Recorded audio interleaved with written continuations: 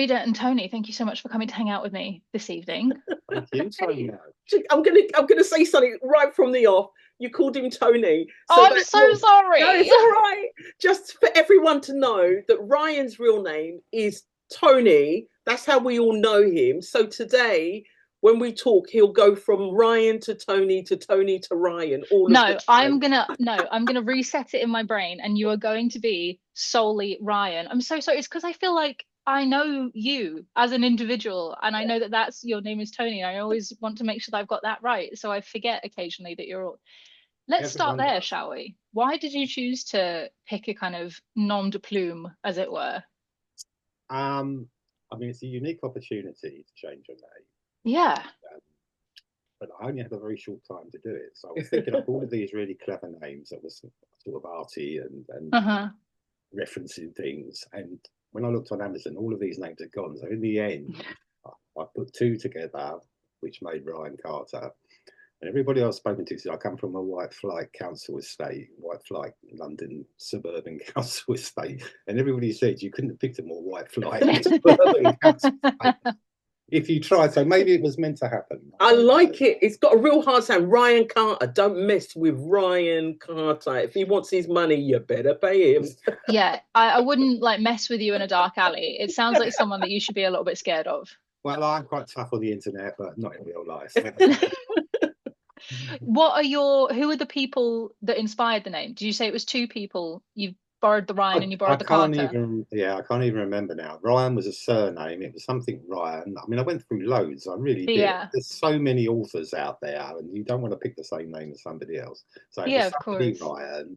I think it was Carter, somebody else. And what did get Carter, the film? It might have been something to do with that. Oh, that works as well. It's kind of thematic for you guys as well. Yeah. So that's kind of how. And in the end, I had to choose something quickly because they said, "Well, you need better give us a fake name, or we're going to use a real."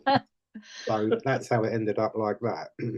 I like it. Okay, right. There we go. Forever, I'm sorry, in my brain, you are now officially Ryan. And next week, in our showcase, I will put a big post-it on my computer that says, "It's fucking Ryan."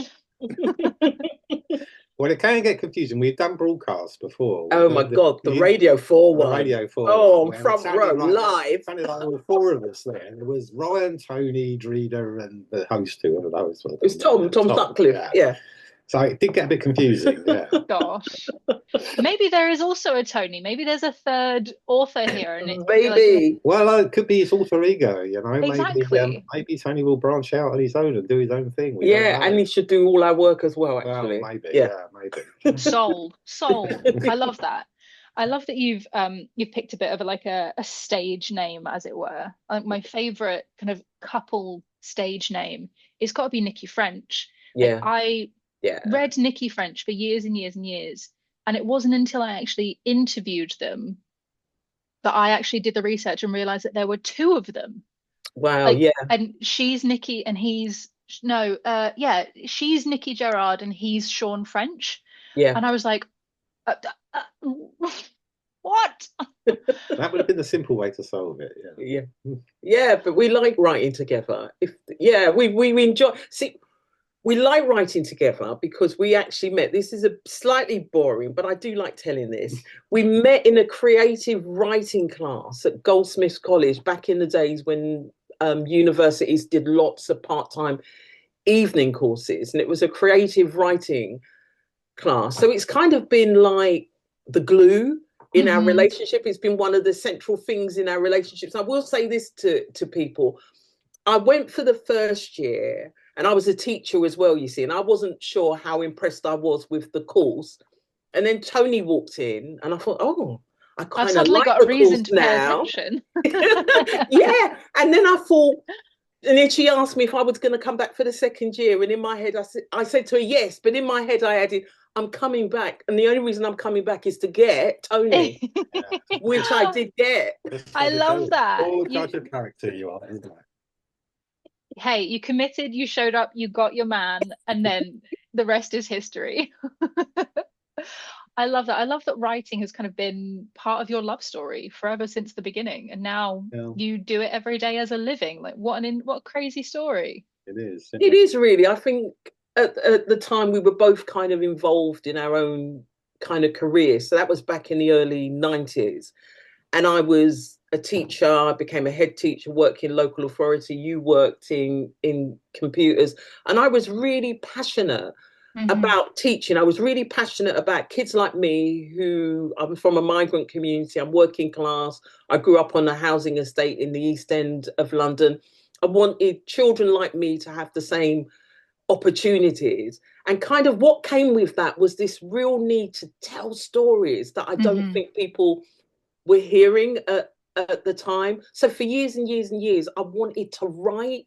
And so, you know, I kind of grabbed the courage back in 2001 and ended up in another course and just started kind of writing again. But I think it was part and parcel of kind of the world that I came from as well. And then you came to that course as well. You were following me around. You came to that course. And it was that course that kind of changed our kind of writing lives, because the woman who ran the course 2 years on, she came and said, I love your writing. She set up her own indie publishing house from her house in Hackney. She said, can I have the first kind of chapter of your book? And we had a chapter and bits here and there.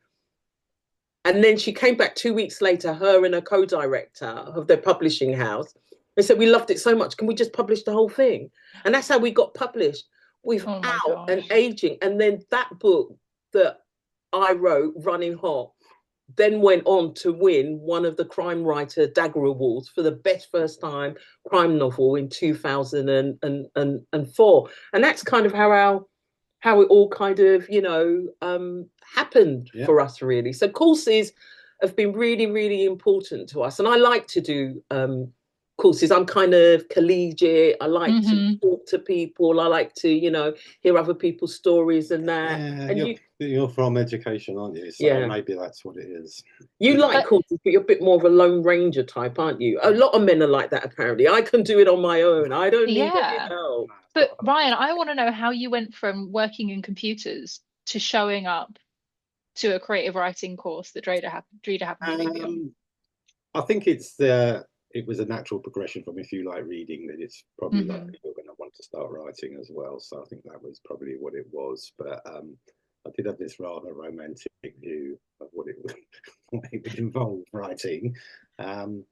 You know, I particularly like the fact that you didn't have to commute to do it. So yeah, that probably was the prompt for wanting to do it. But I think I think it's a natural progression from reading to writing. I think you're downplaying yourself, because Tony's background is very much like mine, working kind of class background.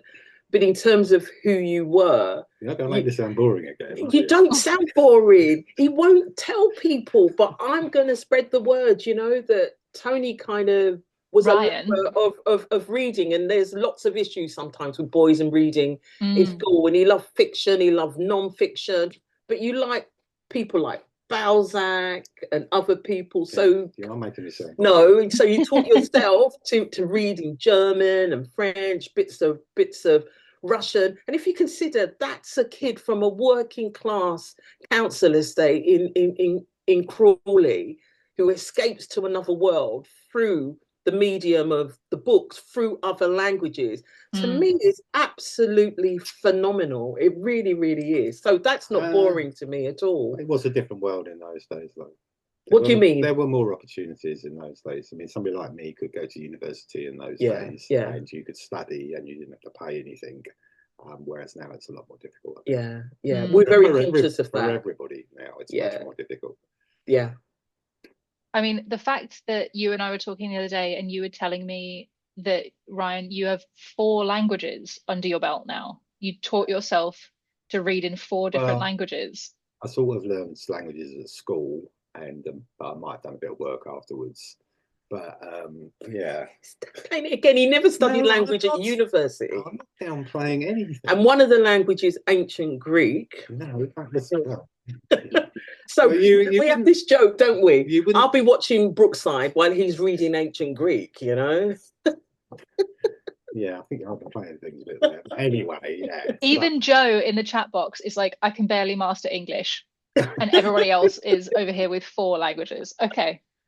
So we are going to talk about Gone. We are Yeah. going to talk about spoilers. But before I do, one of the questions that came up so much in the DMs with the readers is, how did you guys collaborate on the page? Like, seeing a duo of authors is so rare, unless it's kind of like a quote unquote co-authored book with a celebrity. You guys are actually writing these books together, but what does that practice look like in real life? We do a lot of plotting, so we're both thinking about what the book might involve, or any book might involve, whatever genre it is. And we'll come back together with uh, a batch of ideas and characters, and then we'll sort out a plot. And then after we've sorted out the storyline, then one of us will write one part of it and the other one will write another part, which often isn't the part that people think that we've written. Sometimes people think, oh, Dreda must have written that bit and it was me.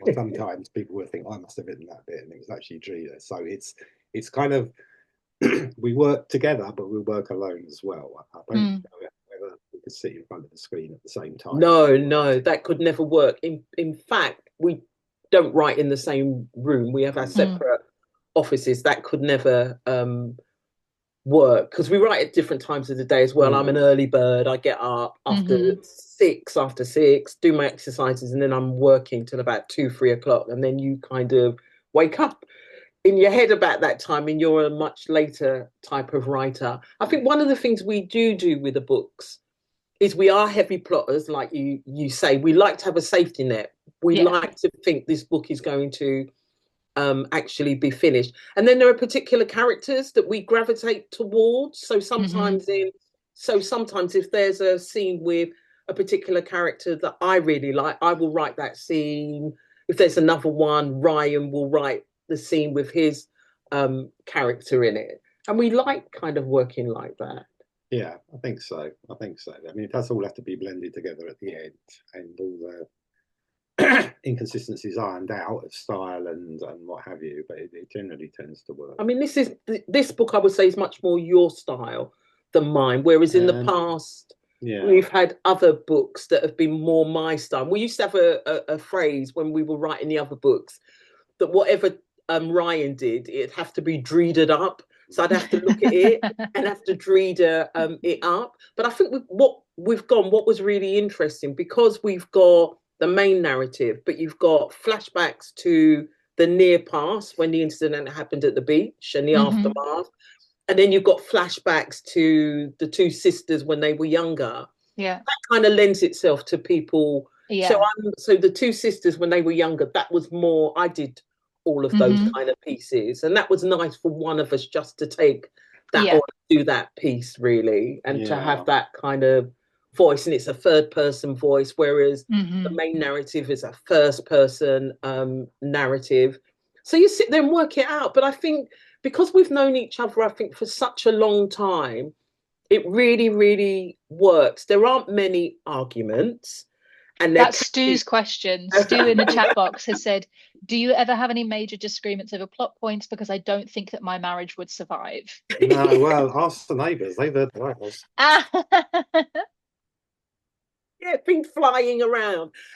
I think what happens with us is we get really, there are some books, like the first book we wrote for Thomas and Mercer at Amazon Publishing, Say Her Name. That was a passion project for me. And I was passionate about that book. So there were some plot points I just did not want to kind of give up at all. And that caused a lot of drama. Let's just be real here and say that. But what is really interesting, out of that kind of, some of those dramatic kind of head-butting moments, we get our best plot ideas, don't we? We go off, oh, you call yourself a writer, oh, go off and sulk. And then an hour later, we'll come back and say, do you know what I've been thinking? And then Brian will go, and we're thinking the same thing. And then all of a sudden, we've got one of the best twists, one of the best parts of the book. Sometimes you have to have that creative combustion, as long as you recognise that's what it is. And I think that's what we recognise. This is not anything to do with our overall relationship. This is us working, because we're working class. We look at this as kind of work, and it is work. But we get these amazing things. Do you remember when we was writing one book We had that moment, and then I thought, oh my gosh, the room in this book is black. And I ran down the hallway and I said, Ryan, the room isn't. He went black. Both thinking the same thing, but we would have never got that if we hadn't had that kind of creative tussle, if you like. Yeah. Stories have momentum of their own anyway. It's not really up to either of us. The story has its own momentum, if you were lucky. Yeah. But you talk about things being needed to like iron out or whatever, but none of that ever comes across as a reader. You don't read a part of this book and go, oh well, that was obviously a Ryan part, or that was obvious. Like your voice as the kind of duo is so clear and so consistent. Like nobody could ever go, oh well, that chapter was this or whatever. It just doesn't happen. Juliana's question, how does it become seamless? Is that just time and this osmosis of ideas that you have between the two of you? It does, but I think it's about the creative process as well. That we work for a publisher, Thomas and Mercer, Amazon Publishing, and they provide us with amazing editorial support. They really, really, I mean, they just go far and beyond. You'd work with other publishing houses and you'll get an editor who's in-house. What we get at Amazon Publishing is we get an editor who's from outside. They will contract someone to work with you. I mean, at the moment, we're so lucky. For the second time on the current book that we're working on, we're working with the editor who helped write The Kite Runner. Can you believe that? Thank you very much. Exactly. So they will spot things like that. They will send back notes and they will say, well, this bit doesn't sound, it sounds, like two different people. And they will give you solutions about how you can actually reconcile that. So it's us with our books, but we're with an amazing team. And the editorial process is just so important to get the book to where it actually needs to be. And I think, because I hear some other writers go, oh, I didn't agree with that, my editor, and I think it's fine. But I think the position has to be that you and your editor, you both want the best book possible. Therefore, this is the way that you have to work, and to recognize that your publisher is going to give you an expert at doing books. You're great at storytelling, but what an editor does is they step back and look at the story, the development of all the different strands, the characters, the storyline. I don't even know how they manage to do it.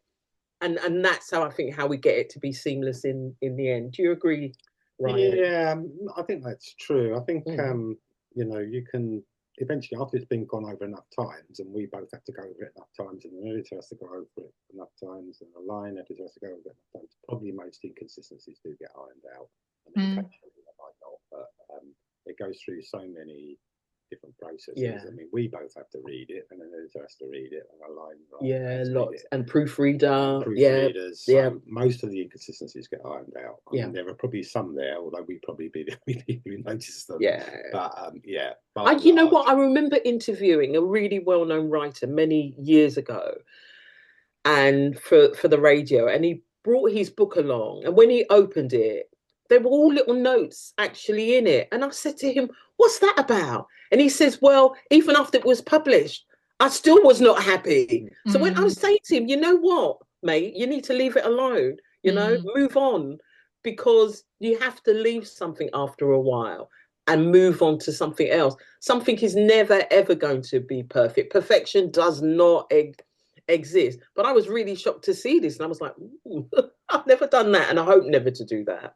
I think perfection is a changing goal, isn't it? So even if you think, okay, right, it's Thursday, I'm finished, and that's perfect, by Monday, your idea of perfect is going to have changed. So the book will be no longer be perfect anymore, and you'll always be chasing a tale of perfect. I have to just reference Kate's message in the chat box. She says, all right, own up.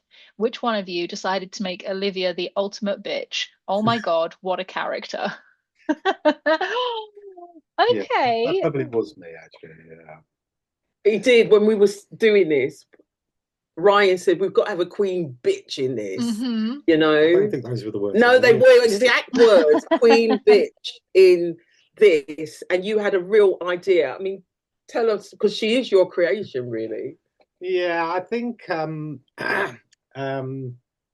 mean, it's quite a difficult trick to pull off, and whether writers pull it off or not, I don't know. But to create a villain that you actually quite like, or you think, how far are they going to take this, is quite difficult, really. I mean, the heroes and the heroines and the good people in a book where there are good and bad people, that's a lot easier. But because we're just talking about this at the moment, how are we going to make our bad guy sympathetic? And it is quite a difficult trick to pull off. I mean, if people think Olivia's a great character, regardless of what she gets up to, then I think then we've done our job. I think you get a lot of your kind of characters, particularly those female characters, from reading Balzac. Am I right?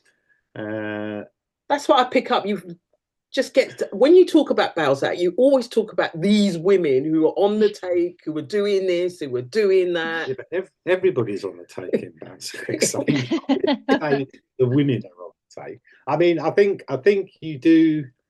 If you read a certain, I mean, I think whatever genre of fiction is your thing, you almost by osmosis, really, you're going to start taking on some of the traits and things. I mean, as we were saying recently, I don't really like to read contemporary fiction, because if I did, I'd just be writing pastiche Lee Child, pastiche Val McDermid, pastiche. So instead of writing pastiche contemporary writing, pastiche 19th century writers, I don't think it's pastiche. But it's kind of when you see somebody who is a great creator of character, it is quite inspirational. So you look back and you think, yeah, that. Could we do our own version of that kind of character in that kind of scenario, really, I think. And I think when we were thinking about those sisters, we were thinking very much of these two working class sisters from a particular type of background. And if one did get out of that particular type of background, what would she be like? What would she have to do? You know? And she did. She became the ultimate. I mean, really, if you pull her apart, Olivia hates her background, hates what she came from. And actually, without her background, without her father's sacrifice, without her sister's sacrifice, she wouldn't be where she actually is. So, no, but I mean, spoiler alert, she's doing this for her kid, really. Yeah. This is who she. So, you know, you could argue that, okay, these are not things you'd really applaud somebody doing, but it's my kid, and you know, I'm looking out for my kid at the end of the day. Oh, see, I disagree. I don't. Who do you mean, Alison or Olivia? Olivia. Yeah, I don't agree. She's doing anything for her kid. No, she is. She's trying to. Oh no, she's not. Her kid is just an extension of herself. That is what she sees. Okay. Her kid, whatever her kid gets up to, she's another mirror that Olivia has planted for the world to look at her. And that she didn't end up as the success that she wanted her to be is a massive, massive, massive failure. Because that's what this whole book is about how the past impacts on the future, and how sometimes parents try to make their children live the life that they themselves they weren't able to do. And she's a failure. I mean, whatever we might think about Frances, whatever she's done, what? But that's interesting, you see, two people write a book, and and that's where you get that intensity, I think, from. Another spoiler alert. Her first instinct when the incident on the beach is to send her lover down to the beach to make sure her daughter doesn't get caught up in it. That's her first instinct. Yeah, because if her daughter gets caught up in it, she gets caught up in it. Absolutely, yeah. But that was her first. Go and make sure my daughter does not get caught up in this or blamed for anything. That was her first instinct. And then go on to hire my daughter and make sure that she's all right and doing okay in the future. Exactly. Yeah, exactly. I mean, it's hard because I agree with both of you. Yeah. Like from my reading of Olivia and Frances, it's so right. Olivia hates her past, but she also hates everything that's in her present that reminds her of her past. Yeah. And there is an element of that with Frances, who maybe didn't live up to the expectations that she had for her child. But then, of course, you are right. Even if it was a very slightly meandering way of trying to save Frances from herself at the end by sending Ralph down, she did send Ralph down to go and do the thing Should she have done it? No, because Ralph's a knob, as we've learned. Yes. Massive. Okay, so one of the questions actually here was brilliant, and let me just find it again. Where did it go? Oh, Amanda, this is great. Okay, so speaking about unlikable characters and how it is definitely a knife edge, you need to write them so that people love to hate them. You can't have them hate them so much that they actually just want to put the book down. No. And then on the other end of this book, you've got unreliable characters. So is it harder to write unreliable characters like Alison, or is it harder to write unlikable characters like Olivia? Whoa. I mean, it depends to some extent on why they are unreliable. If they're lying to the reader rather than they can't rely on themselves, which is Alison's situation. She can't rely on herself because she's in a downward spiral. Unlikable characters, I mean, that is a real, I mean, you all you can do is try and create characters that the reader will not empathize with, but not think, I wish this person would just get killed in chapter 10. So that's quite a difficult thing to pull off. To the extent you do that is up to readers will judge, really. But I think it's kind of narrators and characters who can't trust themselves, really, you have to kind of be fair to them, because it usually is really their fault that they can't tell the truth about what's happening around them. No, I remember when I started writing, somebody gave me some advice, which was your antagonist has to be as compelling as your protagonist. Probably more. Probably more. Yeah. And all your characters, including the antagonist, has to be a complex character. It's one of the reasons that I write because I want to find out about people. I want to understand about people. I want to understand what motivates people to do the things that they do. So I've done a lot of work in the past in prisons, in young offenders institutes. And when you start talking to people and getting down to, this is a person, but how did this person end up doing this, the complexities of being a human being, that's what kind of really, really motivates me.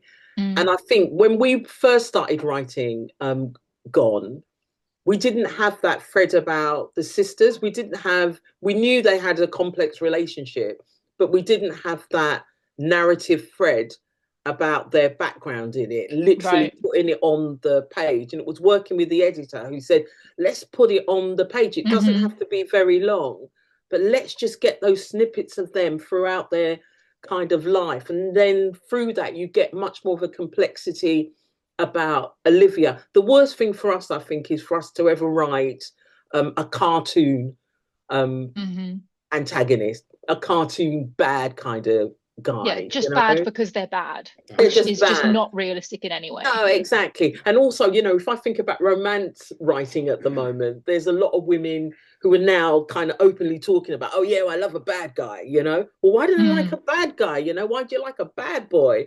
And that type of thing. And it's because as human beings, we're much more complex, and what we're drawn to in people is sometimes what we shouldn't be drawn to. So a big thing for us is always doing a lot of character work as well. And a heavy lot of that is actually about the antagonist, which is what we're doing at the moment in our next book. We're really thinking through this kind of character, what has driven them to behave the way that they do. Yeah, who's doing what and why is really basically, for these kind of novels, that's probably the most important thing, really.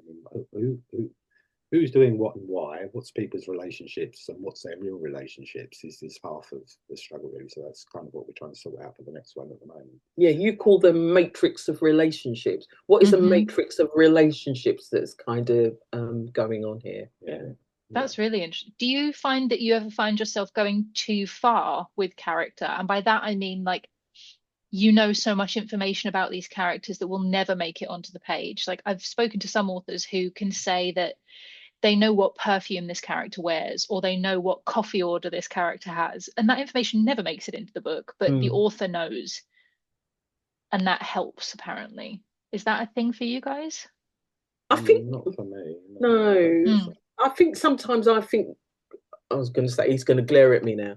I think a lot more deeply sometimes about some of the characters. No, that's fair enough. You know, and I do take them to all kinds of places in my head. And I know it probably won't end up on the page. But the kind of more you know about that character, the more you can give the reader, because what you want to give the reader is complex people. You don't just want cardboard cutouts. Yeah. On See, the that page. makes Sometimes more you do. sense. That kind of like taking people to an emotional Yes. length makes more sense to me than needing to know what perfume they wear. That feels quite superficial. Like it can be, except perfume can tell you heaps and heaps about people, for example. You know, what's the scent? Where do they get their perfume? Is it knockoff perfume from the market, or are they getting it in Harrods? And actually, if they're getting it in Harrods, is it half their wages they're spending on this perfume rather than feeding the kids? Because when they go to work, they're trying to create a certain image of themselves. So it depends what you do with things. But yeah, you might not need to know about their perfume because you just don't need to know about that. But simple things like a perfume can tell you so much about a person. I remember when I was teaching, I used to do work in local authorities, and I used to do a lot of training. And I remember I was doing this big session with lots of people from lots of different local authorities. There were head teachers in the room and stuff, and I was talking about something, and I said I was in Lidl's, blah blah blah. Well, the ripple that went through the room, and somebody went, Lidl's? I would never be seen in Lidl's. She should be talking about Waitrose. It's that level of something you feel that's really mundane. It tells you a heck of a lot about people, a heck of a lot. Yeah. No, you're so good, so good. Okay, Kim has raised the ending and wants to talk about the ending where these adults do cover up what Francis did. So you take us through this whole book, nobody talking about what happened on the beach on that day. We are with Alison in her like absolute absence of knowledge and need to fill this information. And then we get to the end and we realize what's happened. And I don't know about the readers in the room, but for me, Frances came out of left field. That just was not something that I was expecting. Like it was definitely very much a surprise. I thought she was kind of more going to be, I don't know, I'd kind of put her in my head as a bit of an ally box. I'm like, okay, cool. You're a bit, I feel like I might be able to trust you. So when you were writing that ending, how did it come to you as co-authors? Did you agree on it when it kind of came to be? Do you ever argue about the ending? No, I think it did. And the whole thing about Frances, which is why the sister's background and the piano was so important. That piano is so important in terms of the sisters and their children. And the seeds of who Frances was set in her mother trying to get her to play the piano. She's not very good. You could see this kid was losing the plot. And how does that manifest itself? Not in hatred towards the mother, but in hatred towards the other child that she's been put up, against and stuff. And for me, that whole family was under the influence of Olivia. Everyone was terrified of Olivia. So what Olivia said went on that beach. No one was going to go against her. She managed to get Rafe to terrify the children, terrify Kane. How do you terrify a child? Tell them something and say, if you tell, something will happen to your parents and it will be all your fault. So for me, it took us a long time to figure it out. Yeah, we forgot one of the golden rules that we were taught by the child, which is to start at the end. What's the end? And then work back. And we didn't really have the ending sorted out until we'd written quite a lot of the book. So we had to go back and change quite a few things because we didn't really have a proper scenario where everything would work out and Francis turns out to be the villain, or certainly the person who did the murder. So that's a kind of problem. So we always try. I mean, we're kind of talking about this again at the moment. Where are we ending up here? How does everything resolve itself? Because once you know how things resolve themselves, then you can work back from that to create a structure where you can get to where you end up. So that was But yeah, no, unfortunately, Frances was the guilty person this time. She was, but she was driven to it, you know. Okay, yeah, yeah. I mean, and when you're so right, when it's revealed that it is Francis, all of those little things click into place. Whereas you had kind of been trusting her a little bit, especially when she's having those conversations with Alison without Olivia knowing. And then, but when it does happen, it falls into place in your brain, and you go, yes, Francis is the villain, but you also go, oh my God, poor baby. Poor Francis. You have been driven to the absolute end. Yeah. And it all starts with, if you think about it, Alison and Olivia, let's call her by her name that she hates, Ollie. Alison and Ollie, when they're young, their father with the piano trying to give them a great start in life. Yeah. And that whole piano thread ends up as destroying this family. That to me was the real tragedy here. This piano was meant to be symbolic of this father trying to push his daughters to have what he considered to be a better life than he had. And it just rips the whole family apart. So we've done the ending. Let's zoom to the beginning, because you do something in the kind of like first 5 pages or so that it must have been intentional because it had such an effect. You've got this prologue where we don't know what's going on, but we know that this woman is at somebody's front door screaming and shouting, effing and blinding, and it feels very unnerving. You're like, okay, you must be very unhappy. You must be very, very insecure in something that's happening here. And the chapter ends and it says, oh, wait, let me get it. Make sure that I'm getting this right. It feels like a test. No, because you say, okay, yeah. So Alison ends the prologue by saying, he's not dead, he's not dead, he's not dead. Yeah. And then the next chapter, she's like, there's still no sign from my son. Halfway down the page, coming home from college tomorrow for a few days. And you go, hang on a minute. He's not dead. He's coming home from college. What on earth is going on here? And that's such a brilliant way to open this book. Yeah, it's I mean, I think in the original version we didn't actually mention there were 2 sons until quite a way into the book, as I recall. But yeah, I mean, I mean, readers do like a kind of engaging prologue where there's tension. But I mean, you can't sort of start your chapter 1 with high tension as well. It has to be more of a gradual kind of thing. So yeah, I think I mean that's what we tried to do. I think so, and to kind of come back to that, so you eventually realise, that was a scene where she was outside Mark's house, her ex's house. When you can really kind of, I mean, we could have done that a bit more, but we didn't really stay with that. But for me, I really felt for her, because here her ex-husband has just gone on, he's had kids, and he's just left her, if you like, and there's no support for her. He wants to have their son declared dead, and she's got to deal with, he's got another son, and the son's looking at me through the window, and it looks like our son, and oh my goodness, and all this type of stuff. So yeah, we like to do those type of prologues that really engage people. But I would say that any writer would tell you, if they're using a prologue, that's what they like to do. They've got to engage you. It can be low-key intriguing, but high energy intriguing probably is probably more effective. I think so. And we felt it fit with the kind of character that Alison was, because she was, you know, she was really trying to deal with her emotions, and that was really part of the arc that we wanted her to go on. We wanted to take her out of being on the booze and not remembering to someone who was in control of her life. And the best way to, after a while, get her in control of her life is to have the truth as well, along with that. So those were 2 things that we wanted for her. Obviously the truth, but to be in control of her life, be in control of her senses, to understand what's happening in her kind of reality, if you like.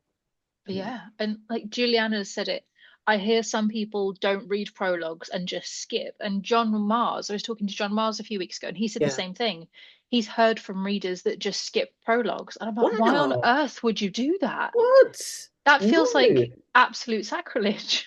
It is, but as a reader, I'm sitting there thinking that's terrible. If I get a book, I want every last drop. I want every last word. I need to soak up every bit of the story. There's just no way I'm not. Oh my goodness, I can't believe that. Well, I had some sympathy with that. Why? Because I think chapter 1 is where you start. All the introduction, acknowledgements, forward. Yeah, but the prologue is not that. No, I know it is. I'm just saying, I kind of understand that personally. I'd rather start with chapter 1, but a prologue is a good one. That's shocking, is that? I tell you what else I heard that was shocking this week. I was doing something and with a really well-known editor.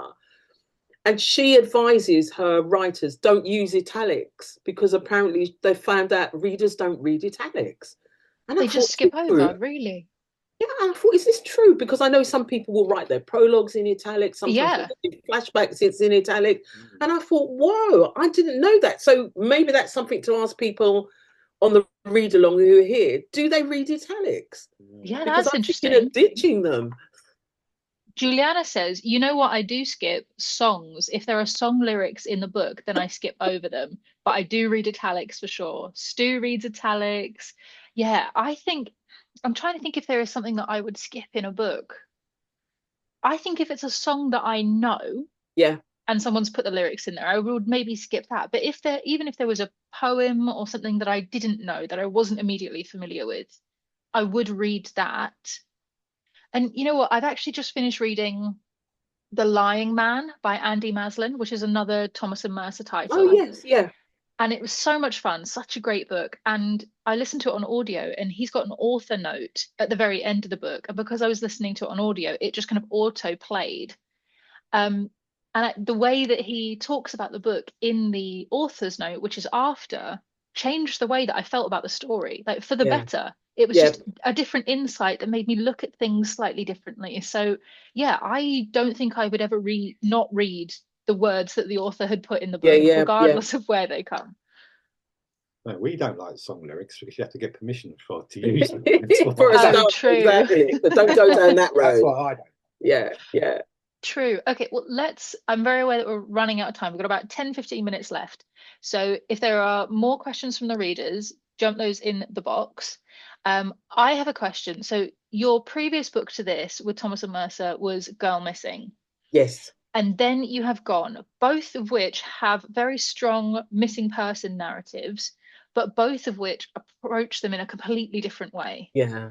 Girl Missing feels very like fast paced. It's high octane. It's panic. It's consistently like, my child has just gone missing. What are we doing about it? Yeah. Whereas Gone, you've got a completely different heart-wrenching approach of the loss and the grief and the time that has passed. What is it that draws you specifically to missing person narratives, and in particular missing child narratives? I think can I answer that? Yeah, missing persons narrative. So our first book with Thomas and Mercer, actually, Say Her Name, is about a woman who's been missing for many years. And it turns into a story about a whole group of Black women who have gone missing, and not a lot has actually been done about it. So we're interested in people going missing. And I think after a while, it's not just kind of children.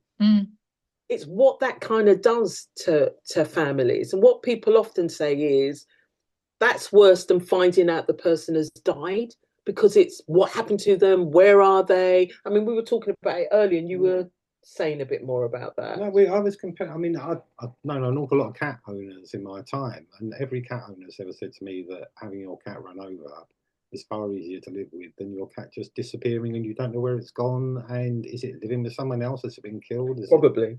Well, yeah, probably is living with someone else. Yeah, but it's that kind of, you can't get any closure until you've got somewhere to go and mourn. And that's, if you haven't got somewhere to go and mourn, you don't really know what happened. But it's very, very difficult for people to cope with. I mean, that's interesting, because what's happening where we live at the moment is every time we step outside, we come across a lamppost with a new thing, with a cat's gone missing with their face. And we're distraught. We're like, oh my goodness, what's going on? Yeah.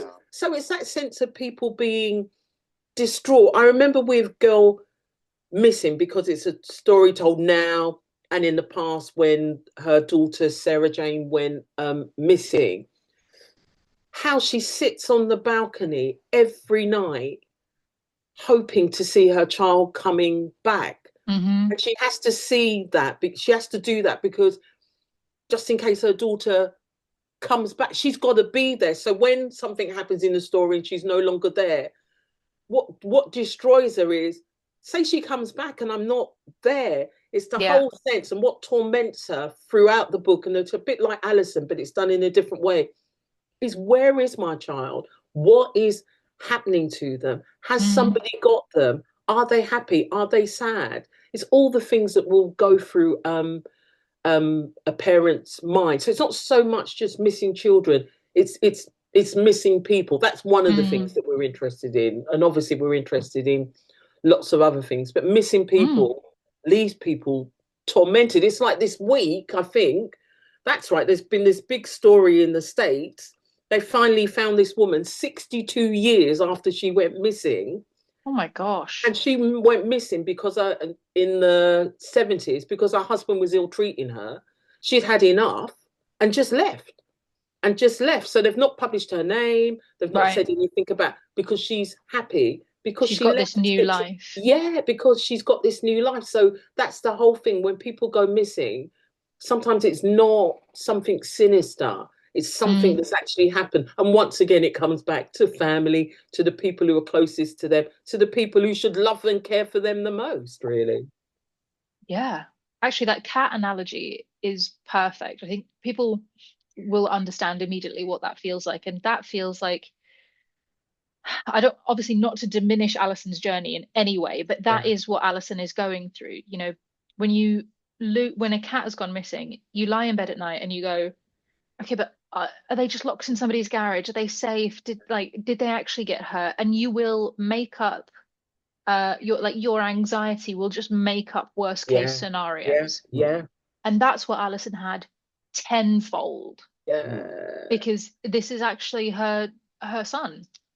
Exactly. And it's so easy. So I'll give you an example. It's not a missing person, but it's so easy when the other things are happening. So my dad, who passed away a while ago now, and my family from Grenada, and he lived there for 40 years and then went back to Grenada, built a house by the beach. And I went to see him one year, and I was sitting out on the veranda, and this man came along and started shouting out, "Mr. Penny, Mr. Penny." And I went, "There's no Mr. Penny here." And then my dad came out and he said, "No, that's me, Mr. Penny. My last name is Penny." And I went, "What?" And he said, "Oh, well, when I was coming to England, people said you should really use your dad's name. His parents were not married, just for official sake." And it was so easy back in the day for people to change names, to change documentations and stuff, in a way, I think, because our world has significantly changed, I think, in the last 20 years, and people there's much more officialdom and paperwork. But it's easy for people to just slip through the cracks, to change who they are. And we find that fascinating. We find identity and people changing identity really fascinating. Yeah, I mean, I had to report a missing person once, and the police didn't really understand what I was talking about. They said, "Is it an adult?" "Yes, it's an adult." "Is there any evidence of foul play?" "No." "Well, then what do you want us to do about it? People go missing, they just disappear all the time. People get on trains and never come home. It's just, far more common than people think, that people just decide just to leave and disappear. And usually, because we're such a highly so much surveillance in our society now, it's harder for people just to disappear. But certainly back in the past, you just wanted to go, you just went, and there wasn't anything anybody could do about it. And my story is not unusual. Most of the friends we speak to have got some kind of story from the past to do with different names they didn't know their parents had, or this person was real. It's just people are fascinating. You cannot make up real life. God, no, agreed. Okay, I'm very aware of running out of time. So my last kind of set of questions is, it's the question that I feel always like the greediest in asking, because we've just devoured something that you spent so much time working on. We've completely swallowed, gone whole. And readers always ask, what's next? What are you doing next for Thomas and Murtha? And what can you tell us about it? Obviously, don't spill no secrets here. We do not want to be held held at ransom. Any Well, information that you can it's give not us. a missing person story. I can tell you what it's not. It's not a Okay. missing story. It's this is like one of those competitions, you know, where they bang the bell Yeah. if you say No hesitation, really deviation, or repetition. that's the one. We know a bit. It's somebody another mother takes on responsibility for something and wishes that she hadn't taken on responsibility, even though it was the right thing to do for the right reasons. But it goes very badly wrong. And I think it is slightly different from the last few we've written. Yeah. It's very, very different. I think you put it well there. Somebody does something with the best of intentions because of the background they come from, and it backfires. It's a good person trying to do the right thing by somebody. Because of I love how cryptic you're both being. Like, you're both very concerned that the other one is going to blow it. Half the problem might be by the time it gets written, it'll probably be completely different. Of course. Yeah. So this is a good person doing a good thing for the right reasons. But what she discovers is that just because you're doing the right thing for the right reasons to rescue somebody, it doesn't always work out like that. I mean, she's one of these people who believes very strongly if you provide the right environment for somebody, if you provide the right support for somebody, if you provide the right structure for somebody can be rescued. But what she discovers is that they can't. And maybe not. We'll see. Well, we'll see. Yeah, really. But at the heart of it again is we are a bit at the moment obsessed by sisters. Yeah. Yeah. We're a bit obsessed by sisters at the moment, and there'll be a number of dead bodies as well. I have to. Great. Of course. What would it be without? One of the team at Tandem once said that if there wasn't a dead body within the first 10 pages of a book, that Lex couldn't read it, that it just wouldn't be possible for her to read. Well, these books have got their rules, and you have to stick by them when you're writing them. Exactly. We love crime thriller books for reasons. Okay. Yes, what exactly. Can we say? I mean, listen. This book sounds so exciting because it sounds like something new for you, but also within the wheelhouse of your brilliance at the same time, of these complex family dramas and lots of tightly wound emotions. And I'm really excited to read it. Oh, good. We'll get it to you ASAP. Yeah, I want this on my desk, please. Once the editor has rescued it. Yeah. All right, listen, team, we are going to wrap up tonight. If you would like to see more of Dreda and Tony and you haven't got your ticket for the showcase on Tuesday, then what on earth are you doing? But it's all we've been talking about for weeks. You have to come and be there. Guys, I'm so excited to talk to you next week. I feel like it's going to be a lot of fun on that on the panel. Be huge fun. And thank you so much for being so supportive to all of the readers throughout the read along. They have absolutely loved seeing all of your posts and your validation and comments across everything. Like, it's been a dream. Oh, thank. Can we just say, love them too, can we just say we've just had an absolute ball. Some of the things that people have been writing and stuff. It's just been, for us, we write for people. So an opportunity to engage individually with readers is such an honor. So thank you very much, everyone. Thank you. Yeah. Thank you so much to you too, Lex. Oh, yeah, definitely. No, you're more than welcome. All right, team, I will see you two next Tuesday, and everyone in the chat box, I will see you very soon. Thank you so much, guys. Have a wonderful evening. Bye. See you later. Bye.